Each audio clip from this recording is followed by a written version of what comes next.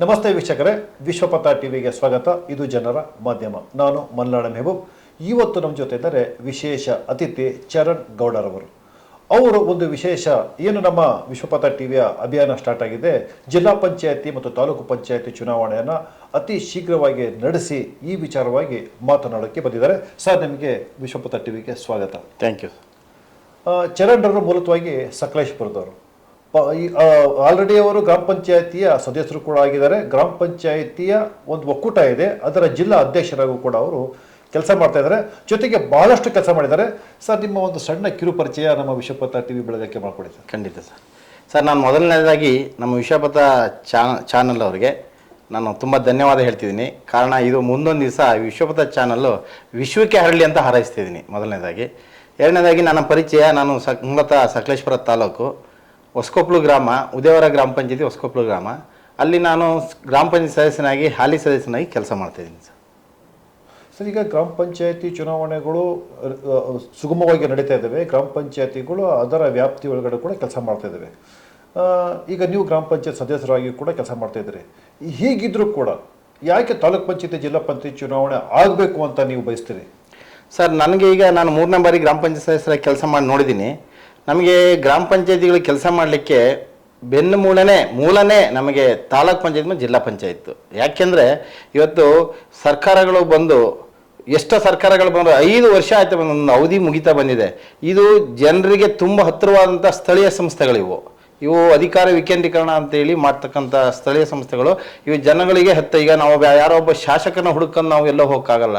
ಸ್ಥಳೀಯವಾಗಿರ್ತಕ್ಕಂಥ ಗ್ರಾಮ ಪಂಚಾಯತ್ ಸದಸ್ಯರು, ತಾಲೂಕ್ ಪಂಚಾಯತ್ ಸದಸ್ಯರು ಅಥವಾ ಜಿಲ್ಲಾ ಪಂಚಾಯತ್ ಸದಸ್ಯರನ್ನ ಹುಡುಕೊಂಡು ಹೋಗಿ ನಮ್ಮ ಸಮಸ್ಯೆಗಳನ್ನ ಹೇಳ್ಕೊಳ್ಳೋಕ್ಕೆ ತುಂಬ ಹತ್ತಿರವಾಗಿರುತ್ತೆ. ಆ ಕಾರಣಕ್ಕೆ ಇದಾಗಬೇಕು ಅಂತ ನಾನು ಕೇಳ್ತಿದ್ದೀನಿ. ನಾನು ಯಾಕೆ ಹೇಳ್ತಿದ್ದೀನಿ ಅಂದರೆ, ಈಗ ಒಂದು ಗ್ರಾಮ ಪಂಚಾಯತಿ ಒಳಗಡೆ ಕನಿಷ್ಠ 8, 10, 12 ಈ ಥರ ಸದಸ್ಯರುಗಳಿರ್ತಾರೆ. ಪ್ರತಿ ಗ್ರಾಮಗಳಲ್ಲೂ ಕೂಡ ಗ್ರಾಮ ಪಂಚಾಯತಿ ಸದಸ್ಯರುಗಳು ಸಿಗ್ತಾರೆ ಮತ್ತು ಅತಿ ಹೆಚ್ಚು ಅಧಿಕಾರ ಗ್ರಾಮ ಪಂಚಾಯತಿಗೆ ಕೊಟ್ಟಿದೆ. ಹೀಗಿದ್ರೂ ಕೂಡ ಏನು ಅಗತ್ಯತೆ ಇದೆ ನಮಗೆ ಜಿಲ್ಲಾ ಪಂಚಾಯತಿ ತಾಲೂಕ್ ಪಂಚಾಯತಿ ಅವ್ರದ್ದು ಅಂತ ಈ ರೀತಿ ವಿವರವಾಗಿ ಹೇಳ್ತೀರಂತ?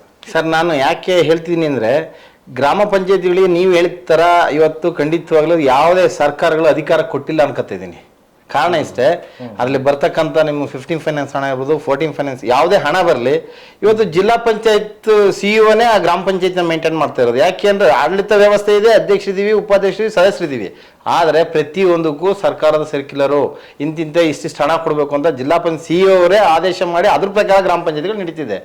ಇದಕ್ಕೆ ನಮಗೆ ಜಿಲ್ಲಾ ಪಂಚಾಯತ್ ಮೆಂಬರ್ ಅಥವಾ ಅಧ್ಯಕ್ಷ ಉಪಾಧ್ಯಕ್ಷರು ಅಥವಾ ತಾಲೂಕ್ ಪಂಚಾಯತ್ ಅಧ್ಯಕ್ಷ ಉಪಾಧ್ಯಕ್ಷರಿದ್ರೆ ನಮ್ಮ ಕಷ್ಟ ಸುಖಗಳನ್ನ ಅವ್ರ ಹತ್ರ ಹೇಳ್ಕೊಂಡು ಆದರೂ ಈ ಗ್ರಾಮ ಪಂಚಾಯತಿಗಳನ್ನ ನಡೆಸ್ಬೋದೇನೋ ಅನ್ನೋ ನಮ್ಮ ಭಾವನೆಯಲ್ಲಿ ನಾನು ಈ ಜಿಲ್ಲಾ ಪಂಚಾಯತ್ ತಾಲೂಕು ತುಂಬ ಅಗತ್ಯ ಇದೆ ನಮ್ಮ ಗ್ರಾಮ ಪಂಚಾಯತಿಗೆ. ಈಗ ತಾಲೂಕ್ ಪಂಚಾಯತ್ ಜಿಲ್ಲಾ ಪಂಚಾಯತಿಗೆ ಎಷ್ಟು ಅನುದಾನ ಬರುತ್ತೆ? ಈ ಅನುದಾನ ಬರದಲ್ಲೇ ಇರೋದ್ರಿಂದ ಗ್ರಾಮೀಣ ಪ್ರದೇಶದ ಮೇಲೆ ಇದು ಅಭಿವೃದ್ಧಿ ಮೇಲೆ ಎಷ್ಟು ಪರಿಣಾಮ ಬೀಳ್ತಾ ಇದೆ? ಅದು ಪರಿಣಾಮ ಅಂತ ಹೇಳ್ತಾರೆ ಸರ್, ನನ್ನ ಅನುಭವದಲ್ಲಿ ದುಷ್ಪರಿಣಾಮ ಅಂತ ಹೇಳ್ತಿದ್ದೀನಿ. ಯಾಕೆಂದ್ರೆ ಕಾರಣ, ಒಂದು ತಾಲೂಕ್ ಪಂಚಾಯತಿಗೆ ಪ್ರತಿ ವರ್ಷ 3 ಕೋಟಿ ಹಣ ಬರುತ್ತೆ, ಜಿಲ್ಲಾ ಪಂಚಾಯತಿಗೆ 5 ಕೋಟಿ ಬರುತ್ತೆ. ಮಿನಿಮಮ್ ಜಿಲ್ಲಾ ಪಂಚಾಯತ್ ತಾಲೂಕ್ ಪಂಚಾಯತ್ ಅಂದರೆ ಕನಿಷ್ಠ 10 ಕೋಟಿ ಒಂದು ವರ್ಷದಲ್ಲಿ ಹಣ ಬರುತ್ತೆ. 8 ರಿಂದ 10 ಕೋಟಿ ಬರುತ್ತೆ. 10 ಕೋಟಿ 5 ವರ್ಷಕ್ಕೆ 50 ಕೋಟಿ ಆಯಿತು. ಈ 50 ಕೋಟಿ ಹಣನ ಏನಾಗ್ತಿದೆ ಅಂದರೆ, ಒಬ್ಬ ಶಾಸಕರು ಅದನ್ನು ಆಕ್ಷನ್ ಪ್ಲಾನ್ ಮಾಡಿ ಜಿಲ್ಲಾ ಪಂಚಾಯತಿ ಕಳಿಸಿ ಆ ಕೆಲಸನ ಮಾಡ್ತಿದ್ದಾರೆ. ಇವತ್ತೇ ಜಿಲ್ಲಾ ಪಂಚಾಯತ್ ಮತ್ತು ತಾಲೂಕ್ ಪಂಚಾಯತ್ ಎಲೆಕ್ಷನ್ಗಳಾಗಿ ಬಾಡಿ ಇದ್ದಿದ್ರೆ ಇದು ಶಾಸಕರು ಮಾಡ್ತಾ ಇರಲಿಲ್ಲ. ಆ ಬಾಡಿ ಒಳಗಡೆ ಎಲ್ಲ ಪಕ್ಷದವರು ಎಲ್ಲ ಅಂತ ಸದಸ್ಯರುಗಳು ಇರ್ತಿದ್ರು. ಅದನ್ನು ನೀಟಾಗಿ ಎಲ್ಲ ಗ್ರಾಮ ಪಂಚಾಯತಿಗಳಿಗೆ ವಿಲೇವಾರಿ ಮಾಡಿ ಹಂಚಿ ನಮ್ಮ ಸದಸ್ಯರುಗಳ ಕರೆದು ಕೇಳಿ ಮಾಡಿ ಹಂಚಿ ಕೆಲಸಗಳು ಮಾಡ್ತಿದ್ರು. ಅಭಿವೃದ್ಧಿ ಕೆಲಸಗಳಾಗ್ತಾ ಇದ್ದು ಇವತ್ತು ಯಾವ ನಿಟ್ಟಿನಲ್ಲಿ ಹೋಗ್ತಿದೆ ಅಂದರೆ, ಇವತ್ತು ತುಂಬ ದುರಂತ ನಿಟ್ಟಿನಲ್ಲಿ ಹೋಗ್ತಿದೆ. ಈ ಎಲೆಕ್ಷನ್ಗಳು ಎರಡು ಆಗದೆ ಇರೋದು ತುಂಬ ನೋವಾಗಿದೆ. ಅದಕ್ಕೋಸ್ಕರ ನಾನು ಈ ಹಿಂದೆನೂ ನಮ್ಮ ಕೆಲವು TV ಮಾಧ್ಯಮ ಕೇಳಿದಾಗ ನಾನು ಇದ್ರ ಬಗ್ಗೆ ಹೇಳಿದ್ದೆ, ಇದನ್ನು ಸರ್ಕಾರಗಳಿಗೆ ಯಾವುದೇ ಬರಲಿ. ಈಗ ಹಿಂದೆ ನಾನು 2010 ಮೆಂಬರ್ ಆದಂಥ ಸಂದರ್ಭದಲ್ಲಿ ಇದೇ ಕಾಂಗ್ರೆಸ್ ಗೌರ್ಮೆಂಟ್ ಇದ್ದ ಸಂದರ್ಭದಲ್ಲಿ HK ಪಾಟೀಲ್ ಅವರು RDPR ಮಿನಿಸ್ಟರ್ ಇದ್ರು ಸರ್. ಅವರಂಥ ಕೆಲಸನ RDPR ಅಲ್ಲಿ ಇಲ್ಲಿವರೆಗೆ ಯಾರು ಮಾಡಿಲ್ಲ ಅಂತ ನಾನು ಹೇಳ್ಕೊಳಕ್ಕೆ ಇಷ್ಟಪಡ್ತೀನಿ.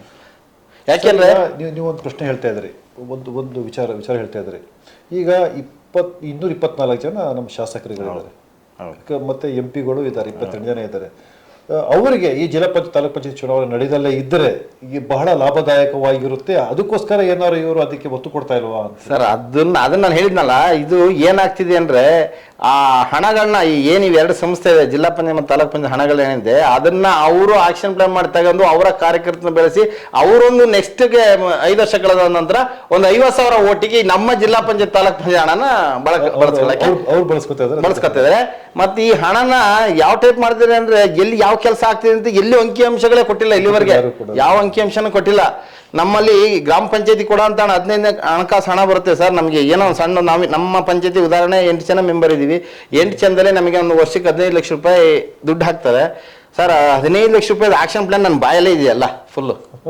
ಬೀದಿ ದೀಪ, ಮೋಟರ್ ರಿಪೇರಿ, ಸಿಬ್ಬಂದಿ ವೇತನ, ಇನ್ನು ನಮ್ಮ ಗೌರವಧನದ ವಿಚಾರ ನಾನು ಮಾತಾಡಂಗಿಲ್ಲ. ನಾನು ಅದ್ರ ಬಗ್ಗೆ ತುಂಬಾ ಸ್ಟ್ರೈಕ್ ಎಲ್ಲ ಆಯ್ತು. ಯಾಕೆಂದ್ರೆ ಸ್ಥಳೀಯವಾಗಿ ಜನಗಳು ಗ್ರಾಮ ಪಂಚಾಯತ್ ಸದಸ್ಯಗಳನ್ನ ಯಾವ ಟೈಪು ನೋಡ್ತಿದ್ದಾರೆ ಅಂದ್ರೆ ಇವ್ರೇನೋ ಕೋಟ್ಯಾಂತರ ರೂಪಾಯಿ ಹೊಡೆದು ತಿಂತಿದ್ರೆ ಅನ್ನೋ ಟೈಪಲ್ಲಿ ಗ್ರಾಮ ಪಂಚಾಯತ್ ಸದಸ್ಯರು ನೋಡ್ತಿದ್ದಾರೆ.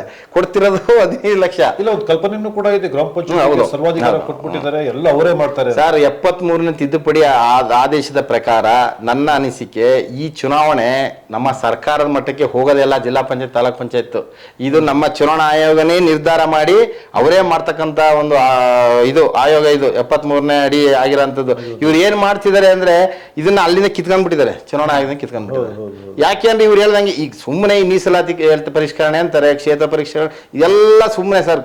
ನಾನು ಹೇಳೋದು ಇವತ್ತು ಈ ನಿಮ್ಮ ಚಾನಲ್ ಮೂಲಕ ಕೇಳ್ಕೊತೀನಿ, ನಮ್ಮ ಉಚ್ಚ ನ್ಯಾಯಾಲಯಕ್ಕೆ ಖಂಡಿತವಾಗ್ಲು ಸರ್ಕಾರಕ್ಕೆ ಒಂದು ಗಡುವು ಕೊಡಿ, ಒಂದು ತಾಕೀತು ಮಾಡಿ. ನೀವು ಎಷ್ಟು ವರ್ಷ ಬೇಕು ಈ ಪರಿಷ್ಕರಣೆ, ಕ್ಷೇತ್ರ ವಿಂಗಡಣೆ, ಈ ಮೀಸಲಾತಿ ವಿಂಗಡಣೆ, ಇದನ್ನ ಮಾಡಕ್ಕೆ ಎಷ್ಟು ವರ್ಷ ಬೇಕು? ದಯಮಾಡಿ ಈಗ ನಿಮ್ಮ ಚಾನಲ್ ಕೈ ಮುಗಿದು ಕೇಳ್ಕೊತೀನಿ ಉಚ್ಚ ನ್ಯಾಯಾಲಯಕ್ಕೆ, ಇದನ್ನ ಒಂದು ಸರ್ಕಾರಕ್ಕೆ ಒಂದು ಗಡುವು ಕೊಟ್ಟು ಜಿಲ್ಲಾ ಪಂಚಾಯತ್ ತಾಲೂಕ್ ಪಂಚಾಯತ್ ಎಲೆಕ್ಷನ್ ನಡೆಸಲಿ ಅಂತ ನಿಮ್ಮ ಚಾನಲ್ ಮೂಲಕ ನಾನು ಕೇಳ್ಕೊತಿದ್ದೀನಿ. ಮತ್ತೆ ಈಗ ನೀವು ನೋಡಿದ ಹಾಗೆ ಗ್ರಾಮ ಮಟ್ಟದಲ್ಲಿ ನೀವು ಕೆಲಸ ಮಾಡ್ತಿದ್ದೀರಾ, 3 ಸತಿ ಗ್ರಾಮ ಪಂಚಾಯತ್ ಸದಸ್ಯರಾಗಿದ್ದೀರಿ, ಎಲ್ಲ ಮಾಡ್ತಿದ್ದೀರಿ. ಈಗ ನಿಮ್ಮ ವ್ಯಾಪ್ತಿಗೆ ಬಹಳ ಚಿಕ್ಕ ಕೆಲಸಗಳು ಬರ್ತವೆ. ಆದರೆ ಜಿಲ್ಲಾ ತಾಲೂಕ್ ಪಂಚಾಯತಿಗೆ ಆಸ್ಪತ್ರೆಗಳಿಂದ ಹಿಡಿದು ಸ್ಕೂಲ್ಗಳಿಂದ ಹಿಡಿದು ಎಲ್ಲೋ ಬರ್ತವೆ.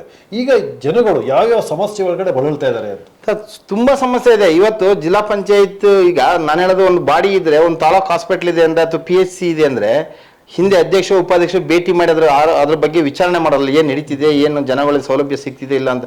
ಇವತ್ತು ಯಾವುದು ನಡೀತಾ ಇಲ್ಲ, ಯಾವುದು ಆಗ್ತಿಲ್ಲ. ಯಾವ ಶಾಸಕರು ಯಾವ PHನ ನೋಡ್ತಿಲ್ಲ, ಯಾವ ತಾಲೂಕು ಹಾಸ್ಪಿಟಲ್ಗಳು ನೋಡ್ತಾ ಇಲ್ಲ. PHಗಳು ನಮ್ಮ ಎಕ್ಸಾಂಪಲ್, ನಮ್ಮ ಪಂಚಾಯತ್ ಒಂದು ಹಾಸ್ಪಿಟಲ್ ಡಾಕ್ಟ್ರೇ ಇಲ್ಲ.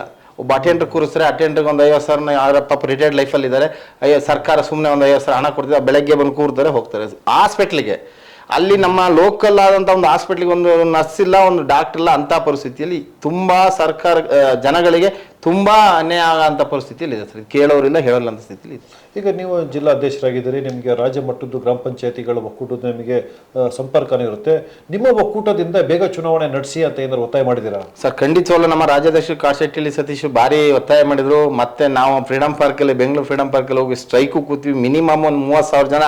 ಅದರಲ್ಲೂ ನಮ್ಮ ಸೌತ್ ಕರ್ನಾಟಕ ಬರಲ್ಲ ಸರ್, ಎಲ್ಲ ನಾರ್ತ್ ಕರ್ನಾಟಕದ ಪಾಪ ಅವರು ಎಷ್ಟು ಯಾವ ಟೈಪ್ 3-4 ದಿವಸ ಊರ್ ಬಿಟ್ಟು ಬಂದು ಸ್ಟ್ರೈಕಿಗೆ ಕೂತಿದ್ರು. ಬರ್ತಾರೆ, ಸಚಿವರು ಬಂದ್ರು, ಹೇಳಿದ್ರು, ಏನೋ ಅದನ್ನ ಕೇಳ್ಕೊಂಡ್ವಿ, ಅಷ್ಟಿಗೆ ಸೀಮಿತ ಆಗ್ತಿದೆ. ಇದು ಯಾವುದು ಕಾರ್ಯಗತ ಅಂತೂ ಆಗ್ತಾ ಇಲ್ಲ. ಅದ್ರ ಜೊತೆಗೆ ನಾವೇನ್ ಮಾಡಿದ್ವಿ, ನಮ್ದೇ ಸದಸ್ಯರು ಒಕ್ಕೂಟನ ಸರ್, ಈ ಶಾಸಕರು ಅದನ್ನ ಒಡೆದು ವಿಂಗಡಣೆ ಮಾಡೋದ್ರಲ್ಲೂ ತಯಾರಿದ್ದಾರೆ, ಮಾಡಿದ್ದಾರೆ. ನಾನು ಈ ಒಕ್ಕೂಟನ ಕಟ್ಟಾಗಿ ಎಲ್ಲಾ ತಾಲೂಕು ತಿರುಗಿದೆ. ಮತ್ತು ಎಲ್ಲ ಡಿಸ್ಟಿಕ್ ಅಧ್ಯಕ್ಷಗಳು ಇಡೀ ಕರ್ನಾಟಕ ಸುತ್ತೀನಿ, ಎಲ್ಲ ಡಿಸ್ಟಿಕ್ಕಿಗೆ ಹೋಗಿನಿ, ಹುಬ್ಳಿ, ಬೆಳಗಾಂ ಎಲ್ಲ ಕಡೆ ಹೋಗಿದ್ದೀನಿ. ಅವರು ಎಲ್ಲ ಹೇಳೋದಿದೆ, ಅಲ್ಲಿ ಏನಾಗುತ್ತೆ, ಇದ್ರೊಳಗಡೆ ನಮ್ಮ ಸಂಘಟನೆ ಒಳಗಡೆ ಪಕ್ಷ ತಂದ್ಬಿಡ್ತಾರೆ, ನಮ್ಮನ್ನ ಒಟ್ಟಿಗಿರಕ್ಕೆ ಬಿಡದೇ ಇಲ್ಲ. ಅವರು ಬಿಟ್ಟರೆ ಅವ್ರಿಗೆ ತಾಪತ್ರೆ ಅಂತ ಅವ್ರಿಗೆ ಗೊತ್ತಿದೆ, ಹಾಗಾಗಿ ನಮ್ಮನ್ನ ಬಿಡಲ್ಲ. ಈ ಒಕ್ಕೂಟ ಒಳಗಡೆ ಕೆಲಸ ಮಾಡೋದು ಹೇಗಿದೆ ಅಂದ್ರೆ, ಸುಮ್ಮನೆ ಏನೋ ನಾವು ಈಗ ನಮಗೊಂದು ಹುಚ್ಚು, ಇದು ಸುಮ್ಮನೆ ಹೋರಾಟ ಮಾಡಲೇಬೇಕು, ಜನಗಳಿಗೆ ಏನೋ ಒಂದು ಒಳ್ಳೆ ಕೆಲಸ ಮಾಡಲೇಬೇಕು ಅಂತ ನಮ್ಮಂಥವ್ರಿಗೆ ಯಾವುದೇ ಕಾರಣಕ್ಕೆ ಯಾವುದೇ ಸರ್ಕಾರಗಳು ಸಪೋರ್ಟ್ ಕೊಡೋದು, ಸಹಾಯನೂ ಕೊಡಲ್ಲ. ನೀವು ಯಾವಾಗ ಹೋರಾಟ ಮಾಡಿದ್ರಿ ಇದು? ನಾವು ಈಗ ಮೊನ್ನೆ ಸರ್, ಈಗ ಸೆಪ್ಟೆಂಬರ್ ತಿಂಗಳಲ್ಲಿ ಬೆಂಗಳೂರಲ್ಲಿ 30,000 ಜನ ಸದಸ್ಯರು, 91,000 ಜನ ಸದಸ್ಯರಿದ್ದೀವಿ ನಾವು. 6,000 ಚಿಲ್ಲರೆ ಗ್ರಾಮ ಪಂಚಾಯತ್ ಇದೆ ನಮ್ಮ ಕರ್ನಾಟಕ ಸ್ಟೇಟಲ್ಲಿ. 6,000 ಗ್ರಾಮ ಪಂಚಾಯತ್, 91,000 ಜನ ನಾವು ಸದಸ್ಯರಿದ್ದೀವಿ. 30-35,000 ಜನ ನಾವು ಫ್ರೀಡಂ ಪಾರ್ಕಲ್ಲಿ ಕೂತಿದ್ವಿ. ಒಂದ್ ದಿವಸ ಬೆಳಗ್ಗೆಯಿಂದ ಕೂತರು, ಸಂಜೆ 5 ಗಂಟೆಗೆ ಬಂದ್ರು. ಏನೋ ಅವರು ನಮ್ಮ ಸಂಬಂಧಪಟ್ಟ ಇಲಾಖೆ ಸಚಿವರು ಏನೋ ನಮಗೆ ಹೇಳಿದ್ರು, ನೀವೆಲ್ಲ ಸ್ಟ್ರೈಕ್ ಕೂರ್ಬೇಕಾ, ನೀವೊಬ್ರು ಜನಪ್ರತಿನಿಧಿ ಅಲ್ವಾ? ಅಲ್ಲ, ಅವ್ರು ಹೇಳ್ತಾರೆ ಸತ್ಯ. ಈಗ ಅವ್ರಿಗೆ ಓಟ್ ಹಾಕಿರೋರೇ ನಮ್ಮ ಗ್ರಾಮ ಪಂಚಾಯತ್ ಸದಸ್ಯರಿಗೆ ಓಟ್ ಹಾಕಿರೋದು. ಮಿನಿಸ್ಟ್ರಿಗಳಿಗೆ, MLA ಮೇಲಿಂದ ಏನು ಬಂದು ಓಟ್ ಹಾಕಲ್ಲ, ನಮ್ಗೆ ಹಾಕಿರೋದು ಅವರೇ. ಆದ್ರೆ ನಾನು ಕೇಳೋದು ಇವತ್ತು ಯಾವ ನಿಟ್ಟಿನಲ್ಲಿ ಇದೆ ಅಂದ್ರೆ, ಟೋಟಲಿ ಎಲ್ಲಾ ಸರ್ಕಾರಗಳಿಗೂ ನಾನು ಹೇಳೋದು, ಈ 3 ಸಂಸ್ಥೆಗಳು ಇರಬಾರ್ದು ಅನ್ನೋದೇ ಒಂದು ಅವ್ರ ಕಾನ್ಸೆಪ್ಟ್ ಆಗಿದೆ. ಇದು ಕೆಲವೇ ಅಂದ್ರೆ ಇದನ್ನ ನಾವು ಬರೀ ಸದಸ್ಯರಾದ್ರು ತಗೊಳ್ಳೋಕ್ಕಿಂತ ನಮ್ಮ ಜನಗಳು ಅದ್ರ ಬಗ್ಗೆ ಗಮನ ಹರಿಸ್ಬೇಕು. ಈಗ ನೀವು ಮೂರು ಬಾರಿ ಗ್ರಾಮ ಪಂಚಾಯತಿ ಮೆಂಬರ್ ಆಗಿದ್ದೀರಿ. ನಿಮ್ಮ ಮನಸ್ಸು ತಾಲೂಕ್ ಪಂಚಾಯತ್ ಜಿಲ್ಲಾ ಪಂಚಾಯತಿ ನಿಲ್ಲಬೇಕು ಮಾಡಬೇಕು ಅಂತ ನಿಮ್ಮಲ್ಲೂ ಕೂಡ ಮನಸ್ಸಿದೆ. ಈ ಥರ ಬಹಳಷ್ಟು ಜನ ಇದ್ದಾರಲ್ಲ, ಅವ್ರು ಯಾಕೆ ಇದನ್ನು ಪ್ರಶ್ನೆ ಮಾಡ್ತಾ ಇಲ್ಲ? ಯಾಕೆ ಒಂದ್ಸತಿ ಬೀದಿಗೆ ಬಂದು ಚಳವಳಿ ಮಾಡ್ತಾ ಇಲ್ಲ ಅಥವಾ ಸರ್ಕಾರದ ಒತ್ತಡ ಇರ್ತಾ ಇಲ್ಲ? ಇಲ್ಲ ಸರ್, ಬೀದಿಗೆ ಬರೋದಕ್ಕೆ ಏನಾಗಿದೆ ಅಂದ್ರೆ, ಇಲ್ಲಿ ಏನಾಗಿದೆ ಅಂದ್ರೆ ಗ್ರಾಮ ಪಂಚಾಯತ್ ಸದಸ್ಯಗಳು ಸರ್ ಒಂದೊಂದು ಪಕ್ಷದ ಒಳಗಡೆ ಸೀಮಿತ ಆಗಿದ್ದಾರೆ. ನಾನು ಹೇಳ್ಕೊತೀನಿ, ಈಗ ಕಾಂಗ್ರೆಸ್ನವ್ರು ಯಾರು ಮಾತಾಡಲ್ಲ, ಸರ್ಕಾರ ಇದೆ ಅಂತ. ಬಿಜೆಪಿ ಅವರು ಸರ್ಕಾರ ಮಾತಾಡಂಗಿಲ್ಲ. ಈ ಟೈಪ್ ಏನಾಗಿದೆ ಅದ್ರ ಒಳಗಡೆ ಮರ್ಜಿ ಆಗ್ಬಿಟ್ಟು ಪಾಪ ಅವ್ರಿಗೆ ಮಾತಾಡಕ್ಕೆ ಆಗ್ತಾ ಇಲ್ಲ. ಮಾತಾಡೋದು ಏನಪ್ಪಾ, ನಮ್ಮ ಸರ್ಕಾರ ವಿರುದ್ಧ ಮಾತಾಡ್ತೀಯ ನೀನು ಅಂದ್ರೆ, ನಾವು ಕೆಳಮಟ್ಟದ ರಾಜಕಾರಣಿಗಳಲ್ಲ, ಕೆಳಗಿರೋಂಥ ರಾಜಕಾರಣಿಗಳು, ಮೇಲಿರೋ ರಾಜಕಾರಣಿಗಳು ಆ ಟೈಪ್ ನಮ್ಮನ್ನು ಕೇಳಿದ್ರಿಂದ ಒಂದು ಭಯದ ವಾತಾವರಣ ಇರ್ಬೋದು. ಬಟ್ ನಿಲ್ಲ ಅಂತವ್ರು ಈಗ ನೋಡಿ, ನೀವು ಹೇಳಿದ್ರಿ, ಈಗ ನೀವು ಗ್ರಾಮ ಪಂಚಾಯತ್ ನಾಳೆ ತಾಲೂಕ್ ಪಂಚಾಯತ್ ಜಿಲ್ಲಾ ಪಂಚಾಯತ್ ನಿಲ್ಬೇಕು ಅಂತ ಹೋರಾಟ ಮಾಡ್ತೀವಿ. ಇವತ್ತು ನಿಲ್ಬೇಕು ಅನ್ನೋ ನನ್ನ ಆಸೆ ಇಲ್ಲ, ನಿಲ್ಬೇಕು ಅನ್ನೋ ಯಾವ ಹೋರಾಟಕ್ಕೆ ಬರ್ತಾ ಇಲ್ಲ. ಇವತ್ತು ಜಿಲ್ಲಾ panchayat taluk candidate election announce ಆದ ತಕ್ಷಣನೇ ಟಿಕೆಟಿಗೆ ಹೋರಾಟ ಮಾಡ್ತಿದ್ರೆ ಬಿಟ್ರೆ, ಎಲೆಕ್ಷನ್ ಮಾಡಿ ಅಂತ ಇವತ್ತು ಯಾರು ಹೋರಾಟ ಮಾಡ್ತಾರೆ? ಅವಧಿ ಮುಗಿತಲ್ಲ, ಅವಧಿ ಈಗ 4 ವರ್ಷ 3 ವರ್ಷದ ಹಿಂದೆ. ಆವಾಗ ಕೆಲವರ ನಾನು ನಿಲ್ತೀನಿ ಅಂತ ಹೇಳ್ಕೊಂಡ್ರು. ಕೆಲವು ಪತ್ರಿಕೆಗಳಲ್ಲೂ ಕೂಡ ಫೋಟೋನ ಹಾಕೋದು ಮಾಡ್ಕೊಂಡ್ರು. ಆಮೇಲೆ ಅನ್ಸುತ್ತೆ ಮೋಸ್ಟ್ಲಿ ಎಲೆಕ್ಷನ್ ನಡೀತು ಇಲ್ವೋ ಅಂತ ಮರ್ತೇ ಬಿಟ್ಟಿದ್ದಾರೆ. ನಾನು ಹೇಳ್ತೀನಿ ಸರ್, ಅವರು ಮರ್ತಿದ್ದಾರೆ ಟೋಟಲಿ. ನಮ್ಮ MLA-ಗಳಿಗೆ ಈ ಸಂಸ್ಥೆ 3 ಸಂಸ್ಥೆ ಹೋದ್ರೆ ಸಾಕು, ಅಧಿಕಾರ ವಿಕೇಂದ್ರೀಕರಣ ಬೇಡ, ಈ ಜನಗಳಿಗೆ ಹತ್ರಕ್ಕೆ ಹೋಗೋದು ಬೇಡ, ಜನಗಳಿಗೆ ಅಧಿಕಾರ ಬೇಡ, ಎಲ್ಲ ಅಧಿಕಾರ ನಮ್ಮ ಕೈಲಿ ಇಟ್ಕೊಂಡ್ರೆ ಏನ್ ನಮ್ಮ ದೇಶ ಹಿಂದೆ ಬ್ರಿಟಿಷ್ ಆಳ್ತಿದ್ರು ಆ ಟೈಪ್ ಏನಾದ್ರು ಒಂದು ಮಾಡ್ಬೋದಾ ಅಂತ ಒಂದು ಕಾನ್ಸೆಪ್ಟ್ ಅವರಲ್ಲಿ ಇದೆ ಅಂತ ನನ್ನ ಅನಿಸಿಕೆ. ಚರಣ್ ಅವರೇ, ಈಗ ಮುಂದೆ ಈ ಚುನಾವಣೆ ಬೇಗ ನಡಿಬೇಕು ಅಂದರೆ ನೀವು ಹೇಳಿದಂಗೆ ಕಾನೂನು ತೊಡಕುಗಳಿದ್ದಾವೆ. ಸುಪ್ರೀಂ ಕೋರ್ಟಲ್ಲೂ ಕೂಡ ಈ ಕೇಸ್ ಹಾಕ್ಕೊಂಡಿದ್ದಾರೆ, ಸರ್ಕಾರದ ವಿರುದ್ಧ ಹಾಕ್ಕೊಂಡಿದ್ದಾರೆ. ನನಗನ್ಸುತ್ತೆ ಇದು ಸುಪ್ರೀಂ ಕೋರ್ಟ್ ಮುಖಾಂತರನೇ ಬಂದರೆ ಚುನಾವಣೆ ನಡೆಯುತ್ತಾ, ಅಥವಾ ಜನಗಳು ಇದ್ರ ಬಗ್ಗೆ ಹೋರಾಟ ಮಾಡಿ ಒತ್ತಾಯ ಮಾಡಿದ್ರೆ ಈ ಚುನಾವಣೆ ನಡೀಬೋದಾ? ನಿಮ್ಮ ಒಂದು ಆಲೋಚನೆ ಒಳಗಡೆ ಸರ್, ಈಗ ಏನಾಗ್ತಿದೆ ಅಂದ್ರೆ, ಜನಗಳು ಒತ್ತಾಯ ಮಾಡಿ ನಾಳೆ ಜನ ಸೇರಿಸಿ ನಾಳೆ ಅದ್ರ ಬಗ್ಗೆ ಉಗ್ರ ಹೋರಾಟ ಮಾಡಿ ಚುನಾವಣೆಗೆ ಹೋಗೋ ಅಂತ ಮಾಡೋಂಥ ವ್ಯವಸ್ಥೆನ ನಾವು ಮಾಡ್ಬೋದು. ಅದೇನು ದೊಡ್ಡ ವಿಚಾರ ಅಲ್ಲ. ಈ ನಮ್ಮ ದೇಶದಲ್ಲಿ ಏನಾಗ್ತಿದೆ ಅಂದ್ರೆ, ನಾವು ಏನು ಉಗ್ರ ಹೋರಾಟ ಮಾಡಿದ್ರೆ ಕಾನೂನು ತೊಡಕು, ಕೋರ್ಟು. ಈಗ ಏನಾಗಿದೆ ಅಂದ್ರೆ, ನಮ್ಮ ದೇಶದಲ್ಲಿ ಈಗ ನಡೀತಿದೆ. ಈ ಕಾನೂನಿಗೆ ಎಲ್ಲರಿಗೂ ಗೌರವ ಕೂಡ ಅಂತಾರೆ. ನಾವು ಈ ದೇಶದಲ್ಲಿ ಹುಟ್ಟಿ ಸಂವಿಧಾನಕ್ಕೆ ಗೌರವ ಕೂಡ ಅಂತಾರೆ, ಕಾನೂನಿಗೆ ಗೌರವ ಕೂಡ ಅಂತಾರೆ. ಬಟ್ ನಾನು ಹೇಳೋದು, ನಮ್ಮ ಉಗ್ರ ಹೋರಾಟದ ಜೊತೆಗೆ ಇವರು ಕೋರ್ಟಲ್ಲಿ ಹಾಕೊಂಡು ಕೋರ್ಟ್ ಡಿಸಿಷನ್ ಇದೆ ಅಂತ ಒಂದೇ ಒಂದು ಕಾರಣ ಕೊಟ್ಟರೆ ನಾವು ಆ ಹೋರಾಟನ ಅಲ್ಲಿಗೆ ಸ್ಥಗಿತಗೊಳಿಸ್ಬೇಕಾದಂಥ ಅನಿವಾರ್ಯತೆ ನಮಗೆ ಸೃಷ್ಟಿಯಾಗುತ್ತೆ. ಅದಕ್ಕೆ ನಾನು ಹೇಳ್ತಿರೋದು, ನಾವು ಹೋರಾಟಕ್ಕೆ ನಿಂತರೆ ಅದು ಕೋರ್ಟ್ ಮುಖಾಂತರ ನಾವು ಕೋರ್ಟ್ಗೆ ಹೋಗಿ ನಮ್ಮ ಕಡೆ ಆದ ಅಡ್ವೊಕೇಟ್ ಇಟ್ಕೊಂಡು ವಕೀಲರನ್ನ ಇಟ್ಕೊಂಡು ನಾವು ಫೈಟ್ ಮಾಡೋ ರೀತಿಯಲ್ಲಿ ಏನಾದರೂ ಮಾಡಿದರೆ ಇದು ಸಕ್ಸಸ್ ಆಗುತ್ತೆ ಅಂತ. ಅಲ್ಲಿ ಕೋರ್ಟಲ್ಲ ಸಾರ್ವಜನಿಕರು ಹಾಕಿದ್ದಾರೆ. ಹಾಸನದೊಬ್ಬರು ಯೋಗೇಶ್ ಅವರು ಕೂಡ ಅರ್ಜಿಯನ್ನು ಹಾಕಿದ್ದಾರೆ, ನಡೀತಾ ಇದೆ. ಆದರೆ ಕೋರ್ಟಿಗೆ ಪದೇ ಮಿಸ್ಗೈಡ್ ಮಾಡ್ತಾ ಸುಳ್ಳು ಹೇಳ್ತಾ ಇದ್ದಾರಪ್ಪ ಅಂದರೆ, ಕ್ಷೇತ್ರ ಮರು ವಿಂಗಡಣೆ ಆಗಿಲ್ಲ ಅಂತ ಹೇಳಿದ್ರು. ಆದರೆ ಸೆಪ್ಟೆಂಬರ್ 5ಕ್ಕೆ ನಡೆದಂಥ ಒಂದು ಕೋರ್ಟ್ ವಿಚಾರಣೆ ಒಳಗಡೆ ಕ್ಷೇತ್ರ ಮರು ವಿಂಗಡಣೆ ಆಗಿದೆ, ಮೀಸಲಾತಿ ನಿಗದಿ ಸ್ವಲ್ಪ ವಿಳಂಬ ಆಗ್ತಾ ಇದೆ ಅಂತ ಹೇಳ್ತಾರೆ. ಸರ್, ನಾನು ಹೇಳೋದು, ಈಗ ವಿಳಂಬ ಆಗ್ತಾಯಿದೆ ಅಂದರೆ ಕಾರಣ ನಾನು ಇಷ್ಟೇ, ಸರ್ಕಾರದ ಅಧಿಕಾರಿಗಳಿಲ್ವಾ ಇದನ್ನ ಮಾಡ್ಸೋಕ್ಕೆ? ಬೇಗ ಮಾಡ್ಸೋ ಅಧಿಕಾರಿಗಳಿಲ್ವಾ? ಆಮೇಲೆ ನಾನು ಕೇಳ್ತಿರೋ, ಯಾವ ಸಂಘ ಸಂಸ್ಥೆಗಳು ಇದ್ರ ಬಗ್ಗೆ ಒತ್ತು ಕೊಟ್ಟು ನೀವು ಇಮಿಡಿಯೇಟ್ ಮಾಡಿ ಅಂತ ಹೇಳೋಷ್ಟು ಯಾವ ಸಂಘ ಸಂಸ್ಥೆಗಳು ಇಲ್ವಾ? ಇದು ಕೋರ್ಟಿಂದ ಒಂದೇ ತೋರಿಸ್ಬೇಕಾದ ಅಗತ್ಯ ಇಲ್ಲ. ನಾನು ಕೇಳ್ತಿರೋದು, ಇವರು ಏನು ಮಾಡಬೇಕು? ನಾನು ಹೇಳೋದು, ಈಗ ಸನ್ಮಾನ್ಯ ಈಗ ನಮ್ಮ ಮ್ಯಾಜಿಸ್ಟ್ರೇಟ್ಗಳಿಗೆ ನಾನು ನಮ್ಮ ನ್ಯಾಯಾಧೀಶರಿಗೆ ಹೇಳೋದಿಷ್ಟೇ, ಅವರು ಈ 5 ವರ್ಷದಿಂದ ನೀವು ಏನು ಈ ಬರೀ ಕ್ಷೇತ್ರ ವಿಂಗಡಣೆ ಮತ್ತೆ ಮೀಸಲಾತಿ ಇದು ಪರಿಷ್ಕರಣೆನೇ ಮಾಡ್ತಾ ಕೂರ್ತಿರೋ, ಎಲೆಕ್ಷನ್ ಮಾಡ್ತಿರೋ ಒಂದು ತಾಕೀತ್ ಮಾಡೋದಲ್ಲ ಸರ್. ಕಾನೂನು ಇದೆಯಲ್ಲ, ಕಾನೂನು ಮುಖಾಂತರ ನ್ಯಾಯಾಧೀಶ ತಾಕೀತ್ ಹೇಳಿದೆ. ಲಾಸ್ಟ್ ಟೈಮ್ ಕೋರ್ಟ್ ಕೇಳಿದೆ ಸರ್, ಇವ್ರೇನು ಗೌರವ ಕೊಟ್ಟರು? ಕೋರ್ಟಿಗೆ ಏನು ಕಾನೂನಿಗೆ ಏನು ಗೌರವ ಕೊಟ್ಟರು? ಗೌರವ ಕೊಟ್ಟಿಲ್ಲಲ್ಲ. ಅದಕ್ಕೆ ನಾನು ಹೇಳೋದು, ಉಗ್ರ ಹೋರಾಟ ನಾವು ಬೇಕಾದ್ರೆ ನಾಳೆಯಿಂದ ಚಾಲನೆ ಮಾಡಿ, ನಾವು ಎಲ್ಲ ಸಂಘಟನೆಯವ್ರನ್ನ ಸೇರಿಸಿ, ನಮ್ಮಲ್ಲಿ ಇದಾವಲ್ಲ ಹಲವಾರು ಸಂಘಟನೆಗಳ ಸೇರಿಸಿ ಅದಕ್ಕೊಂದು ರೂಪುರೇಷೆಗಳು ರೆಡಿ ಮಾಡಿ ನಾವು ನಾಳೆ ಬೆಳಗ್ಗೆನಿಂದ ಸ್ಟಾರ್ಟ್ ಮಾಡ್ತೀವಿ. ಅದು ಬೇರೆ ವಿಚಾರ, ನನಗೆ ಆ ಥರದ್ದೊಂದು ಇದಿದೆ, ನಾನು ಮಾಡ್ತೀನಿ. ಬಟ್ ಈ ಕಾನೂನು ಕೋರ್ಟು ಅಂತ ತೊಡಕು ಬಂದಾಗ ನಮ್ಮ ಹೋರಾಟಗಳ ಪರಿಸ್ಥಿತಿ ಏನಂತ ನಮ್ದೊಂದು ಭಯ ಅಷ್ಟೇ, ಇನ್ನೇನಿಲ್ಲ. ಅದು ಬಿಟ್ಟು ಮುಂದುವರೆದ್ರೆ, ಕೋರ್ಟ್ ಕಾನೂನಿಗೆ ಗಡ್ಡಿ ಇಲ್ಲ ಅಂದರೆ ನಾನು ನಾಳೆ ಬೆಳಗ್ಗೆಯಿಂದನೇ ಇದ್ರ ಬಗ್ಗೆ ಚಾಲನೆ ಕೊಡೋಕ್ಕೂ ರೆಡಿ ಇದ್ದೀನಿ. ಸರ್, ಈಗ ಮುಖ್ಯವಾದ ಒಂದು ಪ್ರಶ್ನೆ ಏನಪ್ಪ ಅಂತ ಹೇಳಿದ್ರೆ, ಈ ಜಿಲ್ಲಾ ಪಂಚಾಯತಿ ಮತ್ತು ತಾಲೂಕ್ ಪಂಚಾಯತಿ ಅನ್ನೋದು ಒಂಥರ ರಾಜಕಾರಣಿಗಳಿಗೆ ಒಂಥರ ಯೂನಿವರ್ಸಿಟಿ ಇದ್ದ ಹಾಗೆ. ಇಲ್ಲಿ ರಾಜಕಾರಣ ಕಲಿತಾರೆ ಅವರು. ಹೌದು, ಒಂದು ಮೆಟ್ಟಲು ಅವರಿಗೆ. MLA ಆಗಬೇಕು, MP ಆಗಬೇಕು ಅಂದ್ರೆ ಒಂದು ಮೆಟ್ಟಲು. ಈಗ ನಮ್ಮ MP ಇದಾರಲ್ಲ, ಅವರು ಕೂಡ ಗ್ರಾಮ ಪಂಚಾಯತಿ ಇದು ಜಿಲ್ಲಾ ಪಂಚಾಯತಿ ಮೆಂಬರ್ ಆಗಿದ್ರು. ಈ ಥರ ಅನೇಕ MLA-ಗಳು ಕೂಡ ಜಿಲ್ಲಾ ಪಂಚಾಯತಿ ಮೆಂಬರ್ ಆಗಿದ್ದಾರೆ. ಅವರಿಗೆ ಗೊತ್ತಿದೆ ತಾಲೂಕ್ ಪಂಚಾಯತ್ ಮಹತ್ವ ಏನು ಅಂತ ಅವರಿಗೆ ಗೊತ್ತಿದೆ. ಆದರೂ ಕೂಡ ಇವರು MLA-ಗಳಾದಾಗ, ಇವರು MP-ಗಳಾದಾಗ ಇದ್ರ ಬಗ್ಗೆ ಧ್ವನಿ ಎತ್ತದಿಲ್ಲ. ಹೌದು, ಯಾಕೆ ಈ ರೀತಿಯ ಮನಸ್ಥಿತಿ? ಅಲ್ಲ, ಅವ್ರ ಮನಸ್ಥಿತಿ ಇಷ್ಟೇ. ಈಗ ಯಾವುದೇ ಇನ್ನೊಂದು ಮಾಡ್ಕೊಡ್ತೀನಿ ನಿಮಗೆ. ಇದಕ್ಕೆ ನೋಡಿ, ಇವ್ರುಗಳು ಈಗ ಜಿಲ್ಲಾ ತಾಲೂಕ್ ಪಂಚಾಯತ್ ಚುನಾವಣೆ ಆಗಲಿಲ್ಲ ಅಂತ ಧ್ವನಿ ಎತ್ತಾ ಇಲ್ಲ. ಆದ್ರೆ MLA ಏನಾರ ಎಲೆಕ್ಷನ್ ಮಾಡಿದ್ರೆ ಬಿಡ್ತಾರ ಇವರು? ಖಂಡಿತ MP ಎಲೆಕ್ಷನ್ ಆದ್ರೆ ಬಿಡ್ತಾರ? ಅರ್ಧ ಗಂಟೆನೂ ಸುಮ್ಮನೆ ಇರೋದಿಲ್ಲ, ಅವತ್ತೇ ನಡಿಬೇಕು. ರಾಷ್ಟ್ರಪತಿ ಆಡಳಿತಗಳು ಬಿದ್ದಿದ್ದಾಗ 6 ತಿಂಗಳು ಏನಾದ್ರು ರಾಷ್ಟ್ರಪತಿ ಆಡಳಿತ ಹಾಕಿತ್ತು, ಸುಮಾರು ಸಲ ನಡೆದಿದ್ದಾವೆ.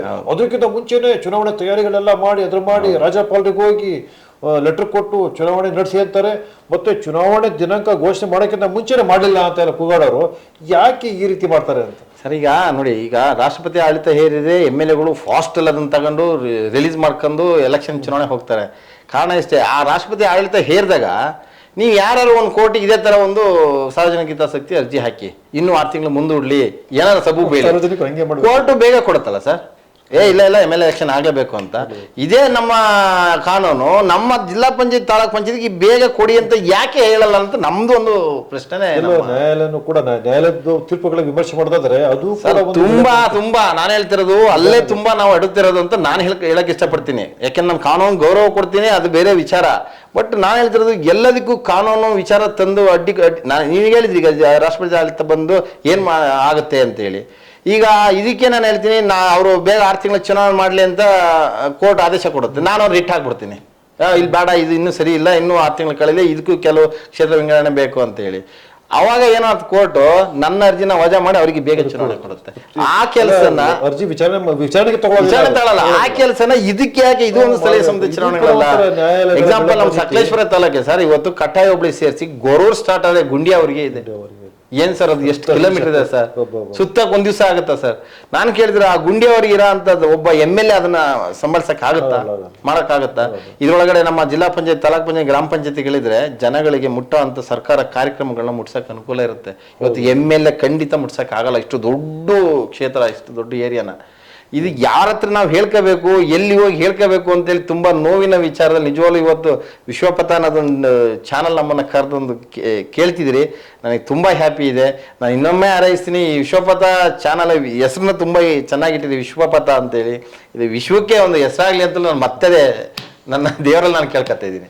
ಯಾಕೆಂದ್ರೆ ಇದೊಂದು ಭಾರಿ ವಿಶೇಷವಾದ, ನಾನು ಮೊನ್ನೆ ನಿಮ್ದು ನೋಡಿದೆ, ನನ್ನ ಮನೇಲಿ ಕುತ್ಕೊಂಡು ಇದು ಎಂತ ಒಂದು ಜಿಲ್ಲಾ ಪಂಚಾಯತ್ ತಾಲೂಕ್ ಪಂಚಾಯತ್ ವಿಚಾರದ ಒಂದು ಇದನ್ನ ನೋಡಿದೆ ವಿಡಿಯೋ.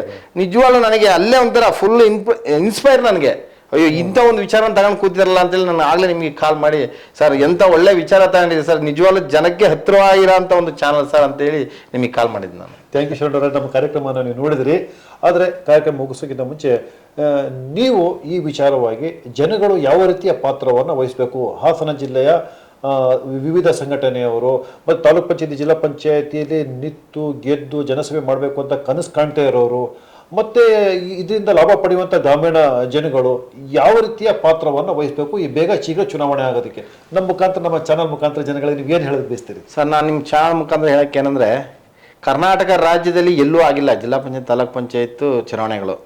ಇವತ್ತು ಹಾಸನ ಜಿಲ್ಲೆಯಿಂದಲೇ ಏನಾರ ಒಂದು ಅಭಿಯಾನ ಸ್ಟಾರ್ಟ್ ಆಗಿ ನಿಲ್ತಕ್ಕಂಥ ಅಭ್ಯರ್ಥಿಗಳು, ಆಕಾಂಕ್ಷಿಗಳು ಮತ್ತು ಜನಗಳು ಏನಾದರೂ ಒಂದು ಅಭಿಯಾನ ಸ್ಟಾರ್ಟ್ ಆಗಿ ಇಲ್ಲಿಂದ ಸ್ಟಾರ್ಟ್ ಆಗಿ ಏನಾದ್ರು ಸರ್ಕಾರ ಈ ಚುನಾವಣೆ ಘೋಷಣೆ ಮಾಡಿದರೆ ನಿಜವಲ್ಲ ನಮ್ಮ ಹಾಸನಕ್ಕೆ ಹೆಮ್ಮೆ ಬರುತ್ತೆ. ನಮ್ಮ ಜನಗಳಿಗೆ ಹೇಳ್ತೀನಿ, ಕೈ ಮುಗಿದು ಕೇಳ್ತಿದ್ದೀನಿ, ನಿಮ್ಮ ಕೆಲಸಗಳು ನಮ್ಮ ಕೆಲಸಗಳಲ್ಲ, ನಿಮ್ಮ ಸರ್ಕಾರದ ಯೋಜನೆಗಳು ನಿಮಗೆ ತಲುಪಿಸೋಂಥ ಕೆಲಸಗಳು ನಮ್ಮ ಕೆಲಸಗಳಲ್ಲ. ಹಾಗಾಗಿ ನಿಮಗೆ ಆ ಸರ್ಕಾರದ ಯೋಜನೆಗಳನ್ನ ತಲುಪಿಸೋಕ್ಕೆ ನೀವು ನಮಗೆ ಸಹಕಾರ ಕೊಟ್ಟು ಈ ಚುನಾವಣೆ ಮಾಡಲಿ ಅಂತೇಳಿ ನೀವು ಏನಾದರೂ ಇದ್ರ ವಿಚಾರವಾಗಿ ಸ್ವಲ್ಪ ಧ್ವನಿ ಎತ್ತಿ ಎಲ್ಲ ಜನಗಳು ಸಹಕಾರ ಕೊಟ್ಟು ಮುಂದೆ ನಿಮಗೆ ಕೆಲಸಗಳಾಗೋಂಥ ಕೆಲಸಗಳನ್ನ ನೀವು ಮಾಡ್ಕೊಳ್ಳಿ ಅಂತ ನಿಮ್ಮ ಚಾನಲ್ ಮುಖಾಂತರ ನಾನು ಕಳಕಳಿಯಿಂದ ಕೇಳ್ಕೊತಿದ್ದೀನಿ. ಥ್ಯಾಂಕ್ ಯು ಶರಣ್ ಅವರೇ, ಇಷ್ಟುವರೆಗೆ ನಮ್ಮ ಚಾನಲ್ಗೆ ಮುಂದೆ ಮಾತಾಡಿದ್ದೀರಾ, ನಿಮಗೆ ಧನ್ಯವಾದ. Okay sir, thank you sir.